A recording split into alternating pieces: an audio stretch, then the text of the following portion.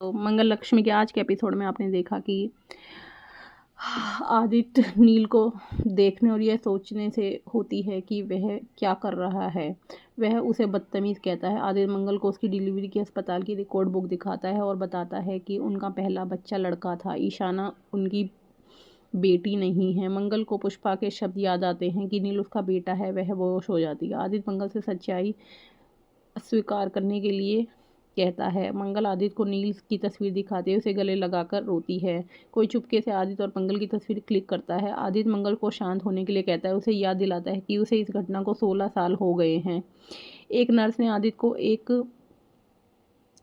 गुप्त फाइल पकड़े हुए देखा और सवाल किया कि उसने इसे कैसे हासिल किया। आदित्य ने अस्पताल के कर्मचारी को उनकी लापरवाही के लिए डांटा।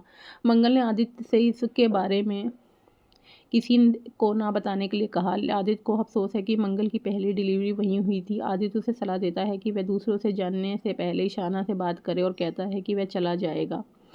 मंगल जवाब देती है कि कल ईशाना से बात करेगी।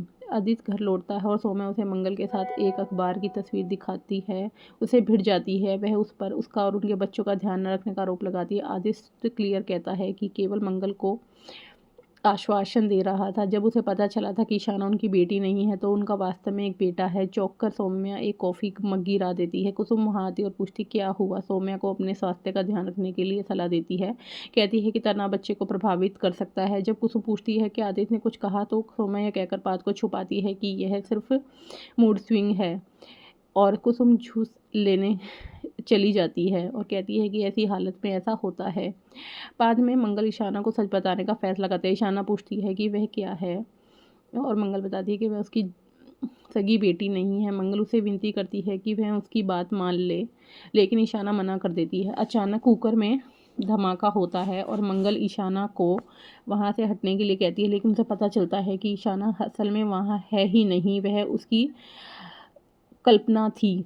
गरम कुकर को छूते ही मंगल का हाथ जल जाता है। शांति और बच्चे घबराकर दौड़े दौड़े अंदर आते हैं। शांति मंगल को लापरवाही के लिए डांटती है और उसे आराम करने को कहती है।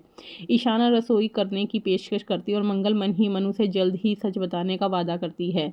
बाद में मंगल ईशाना से बाजार चलने के लिए कहती है। वह और ईशाना मान जाती है। साथ चलने की जिद करता है, लेकिन मंगल उसे पहले अपना होमवर्क पूरा करने के लिए कहती है। मंगल सच्चाई उजागर करने की शक्ति के लिए प्रार्थना करती है भगवान से। ईशाना उसकी बात सुन लेती है और पूछती है कि वह किस सच की बात कर रही है। मंगल के जवाब देने से पहले वे शांति के रोने की आवाज़ सुनते हैं। शांति उन्हें बताती है कि लिपिका का एक्सीडेंट हो गया है और वह दिल्ली का टिकट मंगवाती है। मंगल उसे विश्वास दिलाती है कि वे सब साथ जाएंगे।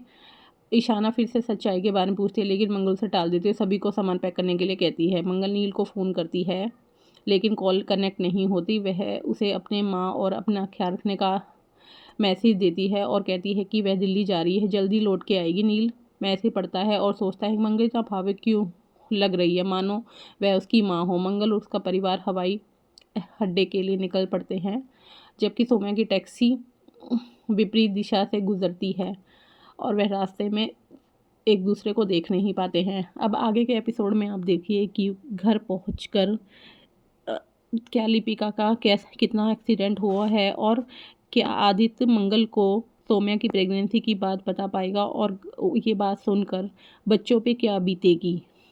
अब आगे का एपिसोड जानने के लिए हमारे चैनल को लाइक और सब्सक्राइब कीजिए।